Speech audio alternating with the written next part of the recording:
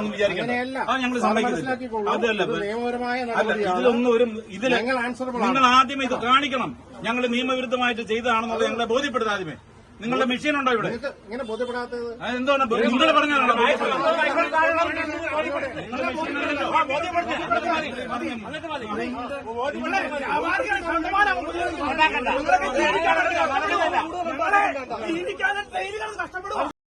പ്രിയ കൂട്ടുകാരെ, ഇത് ചങ്ങനാശ്ശേരി നടന്ന സംഭവമാണ്. വ്യാപാരി വ്യവസായികളെ പ്ലാസ്റ്റിക്കിന്റെ പേരിൽ പീഡിപ്പിക്കുന്നത് ഇത് വളരെ കാലങ്ങളായിട്ട് തുടങ്ങിയതാണ്. എന്നാൽ ഈ ഉദ്യോഗസ്ഥന്മാരെല്ലാം കേരളത്തിലേക്ക് എന്തുമാത്രം സ്ഥാപനങ്ങളിൽ പ്ലാസ്റ്റിക് ഉൽപ്പാദിപ്പിക്കുന്നുണ്ട്, അതുപോലെ എന്തുമാത്രം കടകളിൽ പ്ലാസ്റ്റിക് വിൽക്കുന്നുണ്ട്. കോട്ടയത്തൊക്കെ ഇഷ്ടംപോലെ കടകളിൽ പ്ലാസ്റ്റിക് വിൽക്കുന്നുണ്ട്.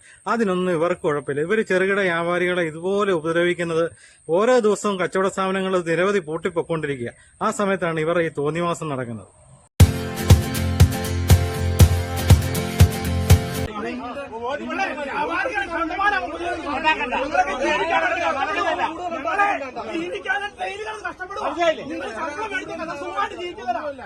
ജീവിക്കാൻ വേണ്ടി കഷ്ടപ്പെടുക ഡെയിലി കടന്ന്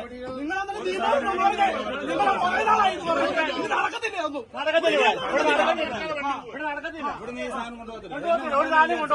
ഇതെങ്ങനെ ആരും അത് ചോദ്യം പഠിച്ചിട്ടില്ലാമോ?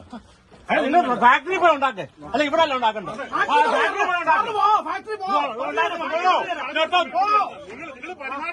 ഫാക്ടറി പോയി ഉണ്ടാക്കേ.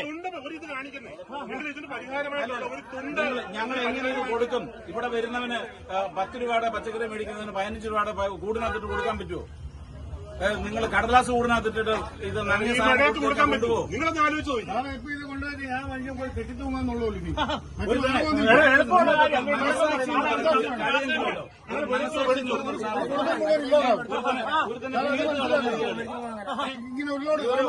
ലോഡ് സാധനം ഒരുത്തൻ ജീവിക്കണ്ടേ? നിങ്ങൾ രക്തം വിയർക്കുന്ന കാശ് മേടിച്ചിട്ടാണ് നിങ്ങൾക്ക് ജീവിക്കണമെന്ന് വേണം. നമ്മളെല്ലാം നിങ്ങൾ ഇങ്ങനത്തെ നിയമം ഉണ്ടാക്കരുത്. നിങ്ങൾ ആദ്യം ഓടയൊന്ന് പഠിച്ചിട്ടുണ്ടോ? നിങ്ങൾ ഈ ഓട കിടക്കുന്നുണ്ടോ? ഇതിനകത്തൂടെ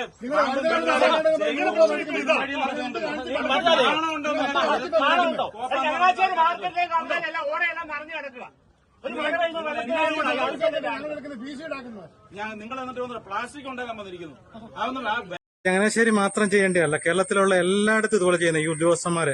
കാരണം വിപണിയിൽ വരുന്ന 80% സാധനങ്ങളും പ്ലാസ്റ്റിക്കിലാണ് വരുന്നത്.